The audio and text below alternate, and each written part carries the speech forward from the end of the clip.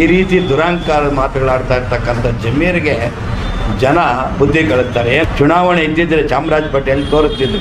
ಋಣ ತೀರಿಸೋದು ಈ ರೀತಿನ, ಇಷ್ಟು ದುರಂಕಾರ ಮಾತುಗಳ.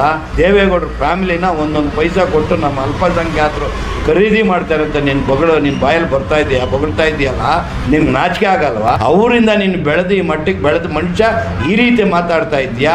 ಎಚ್ಚರಿಕೆಯಿಂದ ಮಾತಾಡಬೇಕಾಗ್ತದೆ.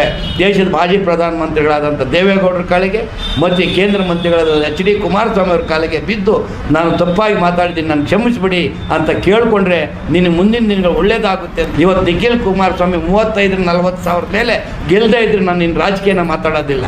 ಚನ್ನಪಟ್ಟಣ ಉಪಚುನಾವಣೆ ನಡೆಯುವ ಸಂದರ್ಭದಲ್ಲಿ ಈ ರಾಜ್ಯದ ಅಲ್ಪಸಂಖ್ಯಾತ ಮಂತ್ರಿಗಳಾದಂಥ ಜಮೀರ್ ಅಹಮದ್ ಅವರು ಒಂದು ಸ್ಟೇಟ್ಮೆಂಟ್ ಕೊಟ್ಟಿದ್ದಾರೆ. HD ಕುಮಾರಸ್ವಾಮಿ ಕೇಂದ್ರದ ಮಂತ್ರಿಗಳಾದಂಥ ಕುಮಾರಸ್ವಾಮಿ ಅವರ ಬಗ್ಗೆ ಅವೇಳಕಾರಿ ಮಾತುಗಳನ್ನು ಆಡಿರೋದು ಇಡೀ ಚನ್ನಪಟ್ಟಣ ಜನತೆ ಜೊತೆಗೆ ಇಡೀ ರಾಜ್ಯ, ಇಡೀ ದೇಶ ಖಂಡಿಸ್ತಾ ಇದೆ. ಕಾರಣ ಏನು ಅಂದರೆ, ಅವರಿಗೆ ಇವತ್ತು ಈ ಶಕ್ತಿ ಬರಬೇಕಾದ್ರೆ, ಈ ಮಾತುಗಳು ಆಡಬೇಕಾದ್ರೆ, ಇದು ಏನು ಆತನಿಗೆ ಅಧಿಕಾರ ಆಂಬವ ಬರಬೇಕಾದ್ರೆ ಯಾರಿಂದ ಬಂತು ಅಂತ ತಿಳ್ಕೊಂಡೇನೆ ಈ ರೀತಿ ದುರಂಕಾರ ಮಾತುಗಳಾಡ್ತಾ ಇರ್ತಕ್ಕಂಥ ಜಮೀರಿಗೆ ಜನ ಬುದ್ಧಿ ಕಳುತ್ತಾರೆ. ಏನಂದರೆ ಅವನ ಅದೃಷ್ಟವಶಾತ್ತು ಚುನಾವಣೆಗಳು ಯಾವುದೂ ಇಲ್ಲ. ಚುನಾವಣೆ ಇದ್ದಿದ್ದರೆ ಚಾಮರಾಜ ಪೇಟೆಯಲ್ಲಿ ತೋರಿಸ್ತಿದ್ರು.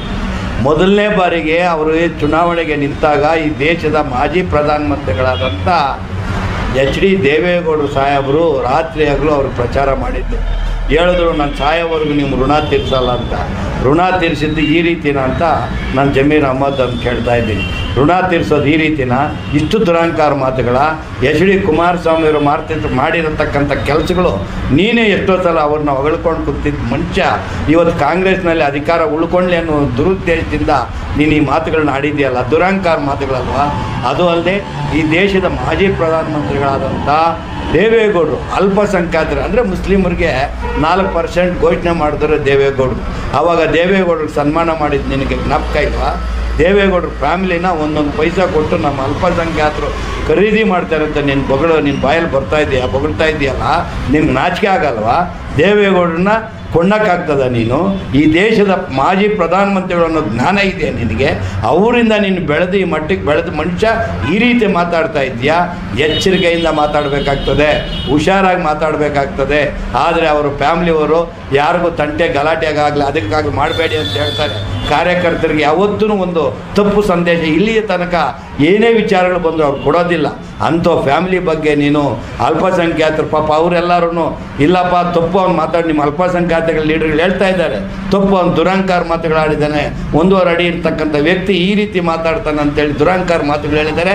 ಆದ್ದರಿಂದ ನೀನು ಇಡೀ ಕ್ಷಮಾಯಾಚನೆ ಅಲ್ಲ, ಹೋಗಿ ದೇವೇಗೌಡರು ಕಾಲಿಗೆ ನಮಸ್ಕಾರ ಹಾಕ್ಕೊಂಡು, ಕುಮಾರಸ್ವಾಮಿ ಕಾಲಿಗೆ ನಮಸ್ಕಾರ ಮಾಡಿಕೊಂಡು ತಪ್ಪಾಯ್ತು, ಇನ್ನು ಮುಂದೆ ಏನೇ ಮಾತಾಡಬೇಕು ಎಚ್ಚರಿಕೆಯಿಂದ ಮಾತಾಡ್ತೀನಿ ಅಂತ ನೀನು ಆಗ್ರಹಿಸೋವರೆಗೂ ನಿನ್ನ ಬಗ್ಗೆ ನಾನು ಕೆಲವು ವಿಡಿಯೋಗಳಲ್ಲಿ ಮಾತಾಡ್ತಾ ಇರ್ತೀನಿ.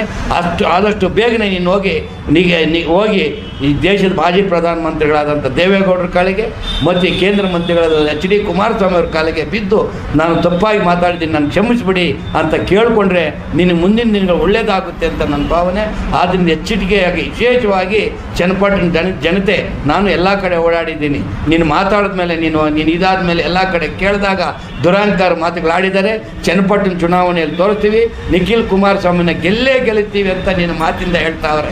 ಇವತ್ತು ನಿಖಿಲ್ ಕುಮಾರಸ್ವಾಮಿ 35-40 ಸಾವಿರ ಮೇಲೆ ಗೆಲ್ಲದೇ ಇದ್ರೆ ನಾನು ನಿನ್ನ ರಾಜಕೀಯನ ಮಾತಾಡೋದಿಲ್ಲ.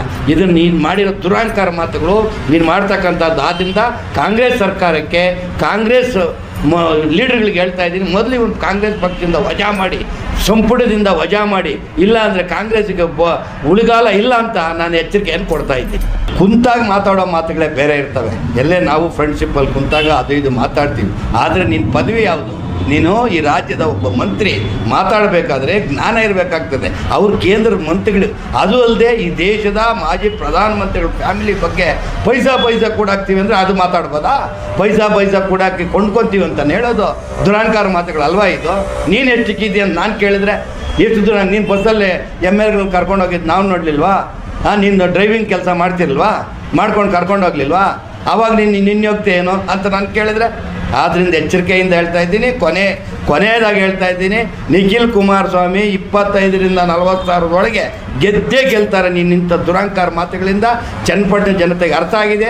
ಚನ್ನಪಟ್ಟಣ ಜನತೆ ನಿಖಿಲ್ ಕುಮಾರಸ್ವಾಮಿನ ಗೆದ್ದೇ ತೀರುತ್ತಾರೆ ಅಂತ ನನ್ನ ಭಾವನೆ.